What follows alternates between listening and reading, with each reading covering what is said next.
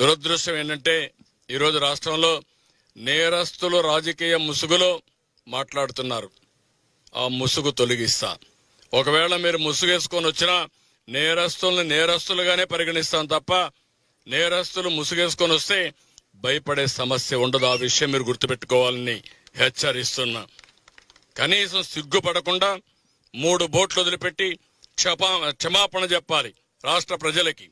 ఇంకా ధైర్యంగా మీరు ఆర్గ్యూ చేస్తారా? ఏమనుకుంటున్నారు మీరు?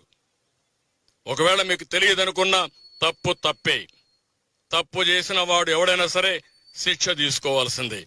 అట్లా కాకుండా ఎదురుదాడి చేస్తే భయపడతారనుకుంటే మాత్రం ఆ ఆటలు సాగని. ఆ విషయం కూడా గట్టిగా హెచ్చరిస్తున్నా. ఈరోజు నేను చూస్తున్నాను, ఎంత ధైర్యం ఉండాలండి. సమర్థిస్తారా మీరు దీన్ని? 3 బోట్లు వదిలిపెడతారా? 30 టన్నుల బోట్లు కట్టేయరా మీరు? లంగర్ లేదా మీకు? ఎవడు పెట్టుకు చేంతాడేసి కడతారా మీరు? ఎవడు చెప్పాడా నీకు ఇది?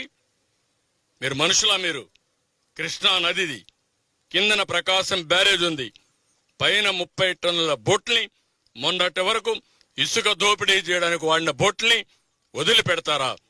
రంగులేసుకొని వస్తారా మీరు?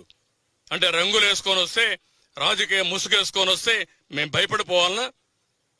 What are you talking? ఏమనుకుంటున్నారు మీరు? ఏదో కావాలని చేస్తున్నారంట. అంటే మీరు ప్రాజెక్ట్ నాశనం చేసినా మీరు మాట్లాడుతూ ఉంటే మేము చూస్తూ ఊరుకోండాలా? మీరు ఈ మారిగా ఎక్కడికక్కడ గండ్లు పెట్టి ప్రజల జీవితాలను నాశనం చేస్తే మేము కష్టపడుతూ మిమ్మల్ని ఒక మాట అనకుండా ఉండాలా?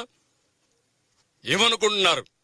ఒక సాక్షి పేపర్, పనికిమాల పేపర్ ఉందని, ఒక సాక్షి టీవీ ఉందని తప్పుడు వార్తలేసి ప్రజల్ని మభ్యపెట్టి మోసం చేయాలనుకుంటున్నారు మీరు.